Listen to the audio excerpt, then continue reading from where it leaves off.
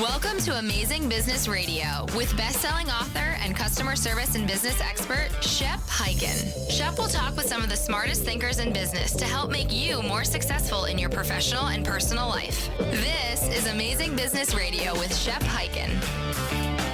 Hello, everybody. It's Shep Hyken here. We're back with another episode of Amazing Business Radio. Have a great guest today. Andrew Carothers is a senior customer experience leader, and he is at Cisco, one of the largest companies in the world, and he's helped companies build out their digital customer experience approach to increasing customer adoption and retention, improving renewal rates, and driving growth.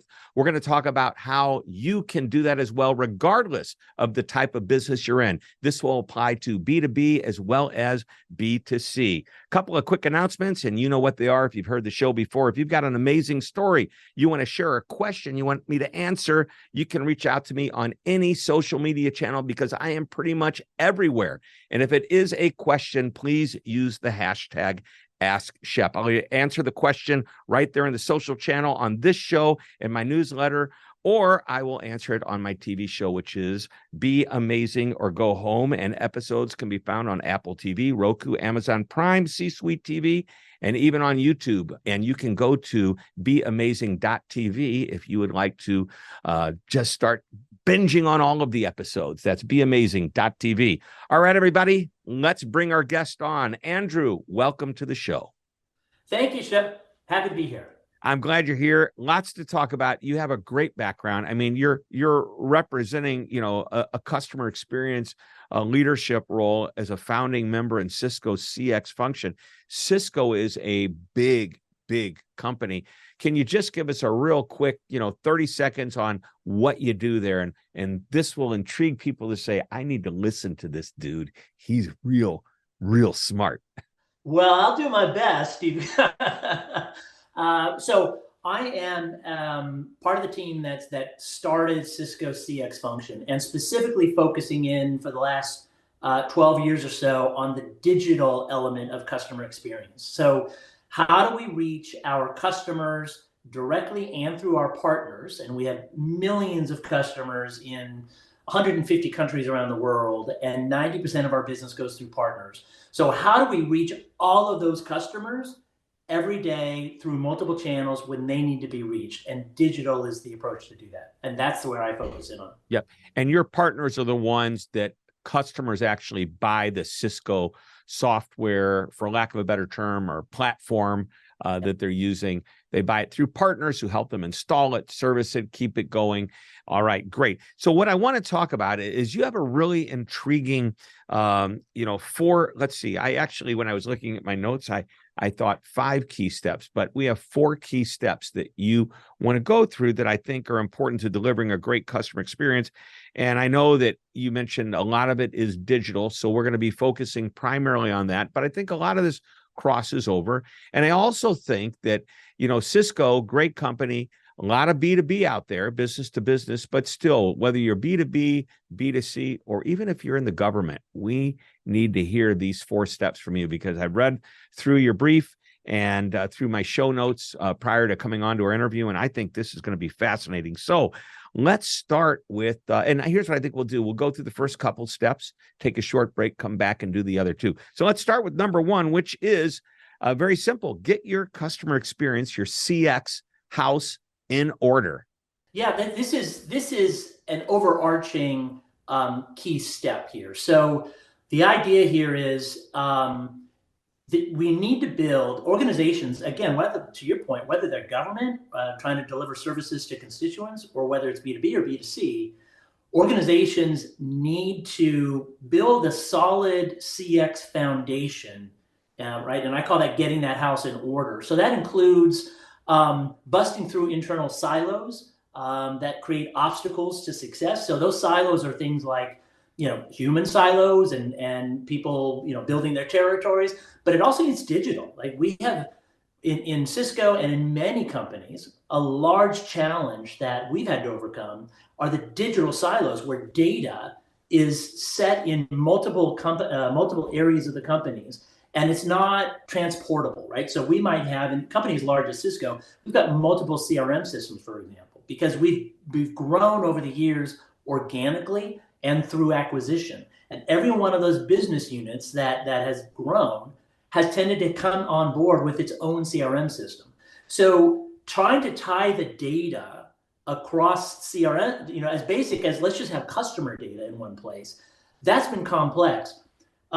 True fact, when we started this journey within CX on the digital perspective about a dozen years ago, as I mentioned, it took us 3 years to identify and get access to every customer data source inside Cisco. All the different business units, the CX side versus the sales side versus the marketing side, all the different elements. It took 3 years just to identify and get access to the data. I mean, this blows my mind. I'm thinking to myself, if I'm going to acquire a company, one of the first things I would do is take their existing whatever software platforms they're using and integrate them into either one of two things. Either they come into ours or we decide theirs is better. Let's all switch over to the new one.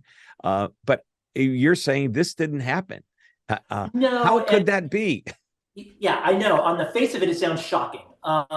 The reasons for it are things like we don't want to break what we've just bought, right? So let's let them operate. In truth, for a number of years, our CRM system, we were early adopters from a sales perspective. Our sales team were early adopters of Salesforce. And very early on in Salesforce as a product. So our IT team did a lot of customization, which then boxed us in so that we weren't able to upgrade very easily without breaking the whole system to future instances of Salesforce. And so we ended up having a very relatively outdated version of our sales instance for Salesforce, highly customized. So when we would buy another company, they would look around and say, well, like our Salesforce instance they're both Salesforce, but ours is significantly more advanced than yours. We're not going to switch. So, and then we didn't want to force them into something that wasn't going to work. So it's all about how do we get these companies that we acquire. And on average, Cisco acquires 2 companies a month. Most of those are small, but you get a sense of sort of the scale of this company and the data sources. So that's sort of big picture of how that type of reality occurs.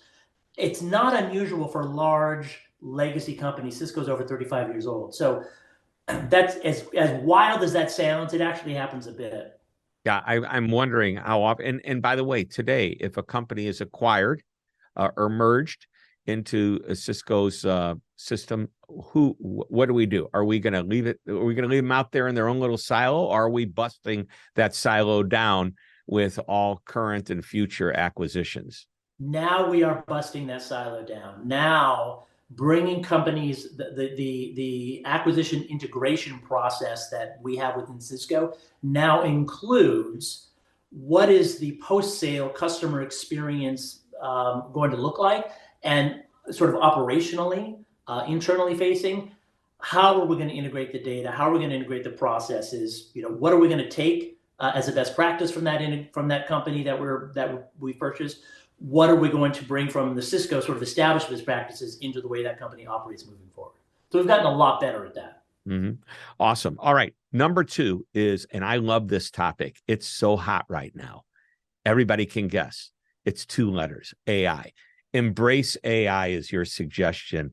And I would say any company that isn't taking advantage of AI right now is really missing the opportunity. And specifically not so much AI, but it's in the generative AI, which is ChatGPT and the larger language models that allow you to communicate just like you're talking to a human. So explain this to me. Is that what Ricky said to Lucy? Explain this to me, Lucy. I remember. So there are 2. I hope we are moving from the fear of AI to at least dipping our toes in the water of like, well, seems like it's here to stay. How can I leverage it? So in the spirit of how can I leverage it, there were really 2 buckets, 2 ways to think about how do I leverage generative AI. One is customer facing or partner facing, right? Stakeholder facing processes and communications. And how do I optimize that? The other one is then internally, how do I optimize my own processes? So from the customer facing or the stakeholder facing view, It's everything from how do I quickly generate personalized content, personalized to personas or groups of customers, or perhaps personalized directly to the individual that's involved. And that goes back to step one: get your house in order, understand your data, break down the silos, et cetera. So if I've got a customer who's coming in from and coming to my website, for example, or my customer community, or via WhatsApp, pick your channel, and they're trying to find information to help them along their adoption journey, or perhaps they're looking to renew a contract they've got, or perhaps they don't even know that they have an adoption problem, that they've been stuck in a particular adoption stage for far too long. But we know from the data that we have, using AI to do things like understanding what material would be the best way to communicate with that customer. That could be, in terms of what content that customer needs to receive related to adoption, renewal, whatever it might be, but also in what form factor, right? Does that customer prefer videos? Does that customer prefer product sheets or website content? How to take the content and deliver that. And it's just a theoretical exercise without generative AI, because the amount of time it would take and the amount of dollars and resources and people it would take to create all this customized content, it makes it a non-starter. But generative AI can do it in seconds, right? It turn it around. I've done things just on a personal level. I've planned a trip I've got upcoming to Romania and Bulgaria using generative AI trip planning tools, right? So there's a whole variety of ways. One specific example that I was talking about with my team internally today is Cisco translates into 16 different languages, right? That's our process. Well, we have customers who don't speak those 16 languages. One of them, and there's got to be more than 16 languages. Yeah, exactly. We have some very large customers that we don't reach because we don't communicate in their language.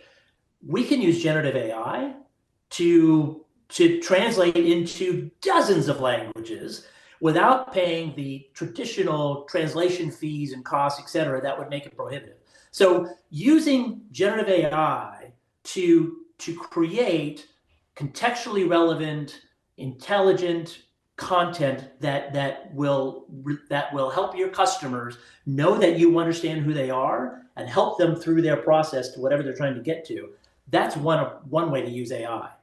Another way is to use it within your own sort of internal organization for processes, to automate manual processes that you have, to look at, for example, to analyze great stores of data and do it relatively quickly, to understand where are our customers getting stuck when they're trying to adopt. And people currently look at that, but from a big picture, all of my customers, or maybe big chunks as personas. But how about specific levels or types of customers, right? That level of specificity.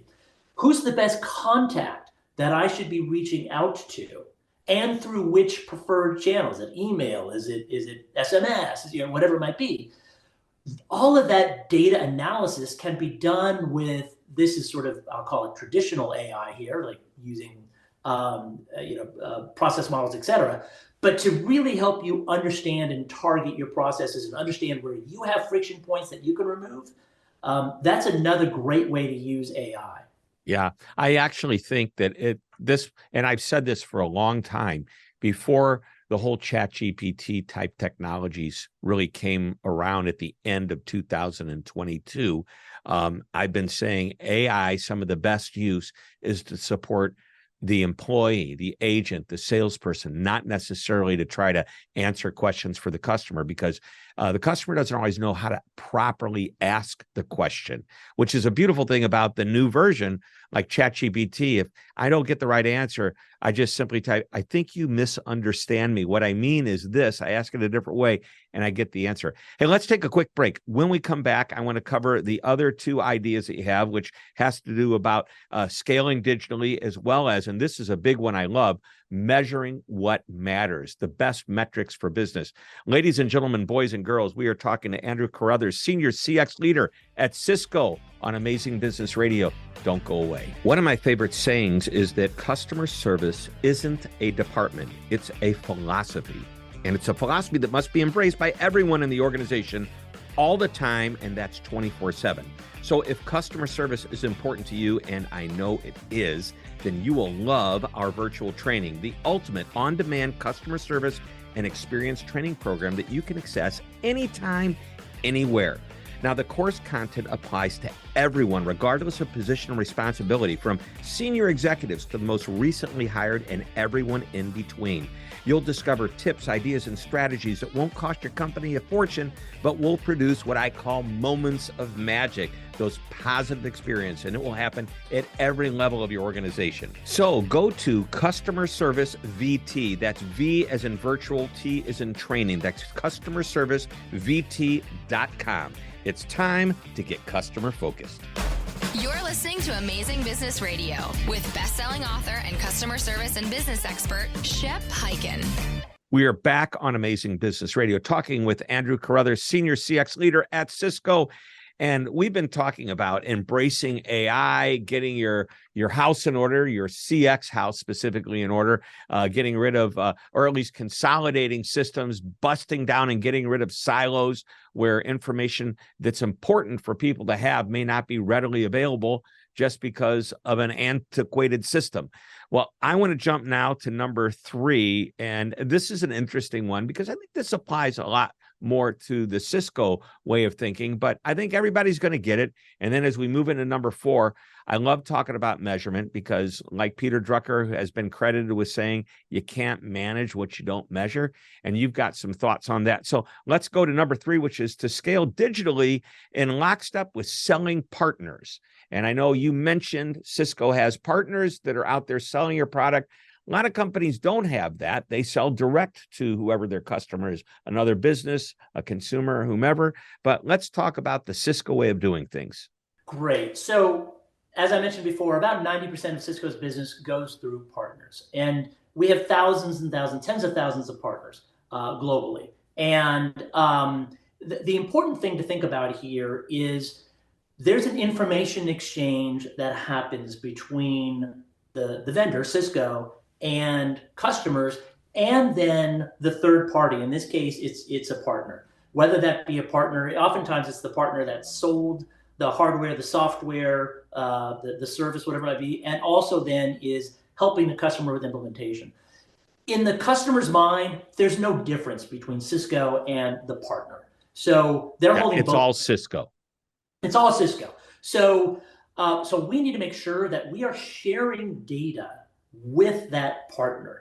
And while that sounds obvious and it sounds like a no-brainer, that is exceptionally hard to do because we're dealing with, as I mentioned, tens of thousands of partners with various levels of maturity within their own IT organizations, et cetera. So to share data back and forth, to make sure that our customer-facing folks, our CSMs, and the partner CSMs who may be working on the same account know what the other one's doing so that the customer knows the right hand and the left hand, the partner and Cisco know what's going on. The partners are much closer to our customers than we are. They're the ones who are working directly with the customer. So that's where we need to learn from them. Why did the customer buy this solution? Who do we reach out to, right? Because the name that we have on the contract may be somebody from purchasing, not the actual user. Right. So the partner has this great store of customer information that we need a way that we can quickly share. So we've built out a platform that allows Cisco and our partners to share information back and forth. And we built out our digital experiences for customers with partners in mind. So if it's going to be email, they are co-branded email. So we make it very easy for partners to participate in this process. If it's self-help that we're building for customers, for example, we've built out a frictionless renewal process so that customers can go, they get notified when they have a renewal coming up, they can go to a page, they can build out their own quote in essence, and connect it with the appropriate partner to then actually conduct the sale, because the sale goes to the partner. So using AI to determine who's the appropriate partner, because customers may have multiple partners that they're working with, maybe some for security, maybe some for services, maybe some for collaboration like Cisco WebEx, etc. So making sure that we're connecting them with partners, and then we send them to a co-branded with that particular partner landing page, essentially, where they can look at their quote, they can upsell themselves, cross-sell, etc. So working closely with partners is critical to our business, and I suspect to a number of companies' business that listen to your podcast. Yeah, and even if you don't have that type of a setup where there's a partner, there is an underlying message that I'm hearing, and that is, I think your partner is every bit as much a customer as your customer, or excuse me, as your end user of your software is as being a customer. So you've just got two different types of customers.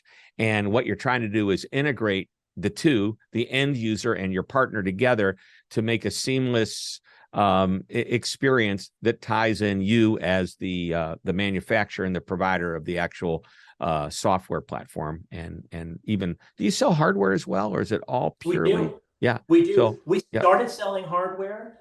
We built out our CX function when we moved to selling software and subscription services. Yeah. I mean, I think of IBM, the old days. IBM was a big computer. Today, I don't think they sell anything but, solutions. So it's all software. All right. Which brings us now to your final comment, which is number 4, measure what matters. And again, I want to emphasize that Peter Drucker quote that you can't manage what you don't measure. You need to know what's out there, what feedback you're getting from customers. You need to be looking at numbers, and it's all about numbers. So let's talk about important measurements that we all need to be thinking about. Yeah, and there are a variety of ways to use different measurements. I think it's important to understand not just what am I measuring, but why am I measuring that? So for example, there are some measurements that are important for operational efficiency and optimization, things like customer effort score and NPS and other types of metrics, so that we understand, are we providing the type of experience for our customers that we're looking to do? Let's have our customers tell us. There are also business impact metrics. So these are often not talked about when in the CX world, right? It's focused in on the CSAT, NPS, customer effort score, those sorts of things. But the why does it matter, right? Why do we have this function? How is this helping us drive revenue through growing through existing customers, through upsell, cross-sell, through renewals, saving costs, all those sort of business impact metrics? That's what funds the function internally. So that's what's important for when talking to the C-suite, for example. Yeah, you can't go to the C-suite with the idea, let's just say I want to bring a Cisco software solution into my company. It's going to cost X amount of dollars. I have to justify, number one, what's that going to do if I'm in the CX or customer service function?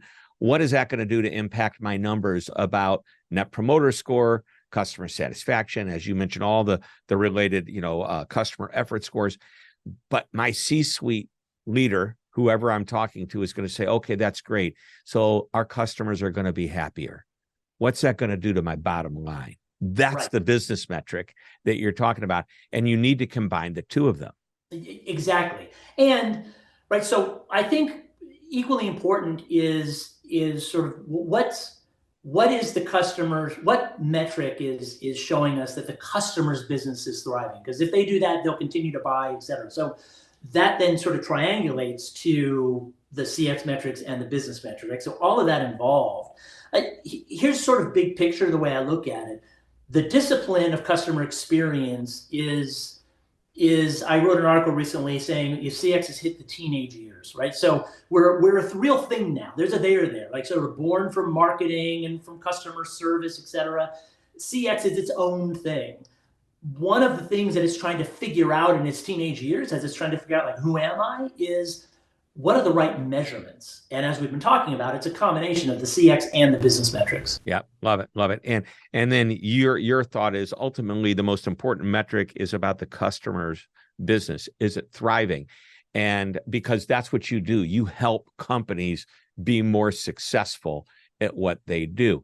And I think that that's a great metric. And I also think that's a very unselfish metric. And I would like to go a step further and say, we know, is their business thriving? And do they keep, in your case, do they keep renewing? So I wrote a book titled I'll Be Back, How to Get Customers to Come Back Again and Again. And I said the most important metric, it's not even so much just sales. It's not satisfaction scores or NPS scores. It's this: return. Do they come back?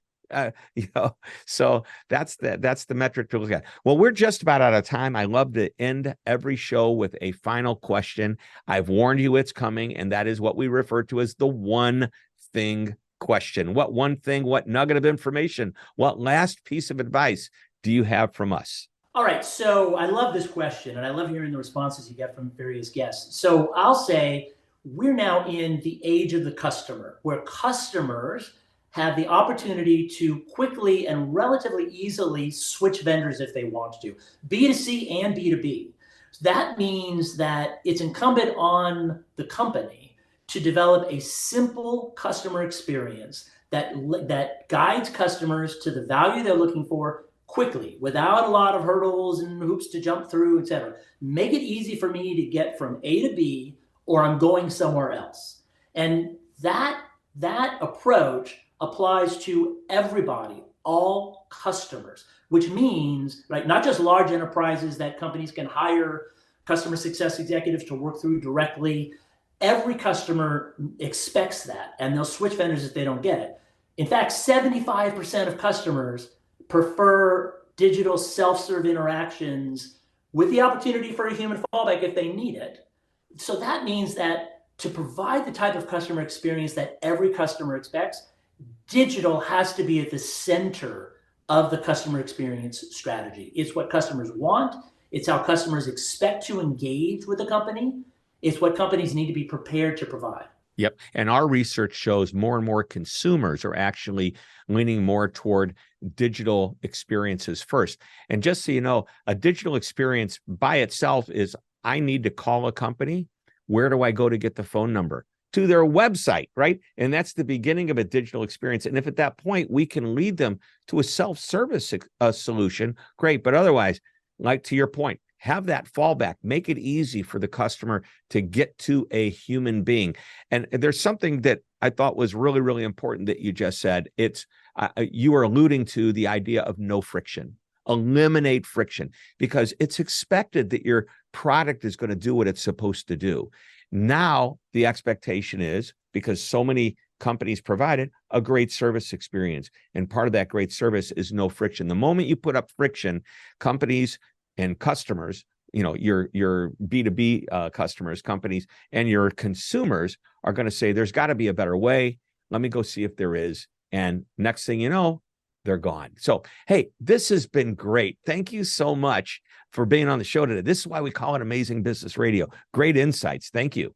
Thank you, Shep. I loved the conversation with you. Appreciate it, and hope your audience found something useful out of it. I guarantee they did. All right, everybody, that wraps it up. Another episode of Amazing Business Radio. We will be back next week with another interview. And until that time, this is Shep Hyken reminding you to always be amazing.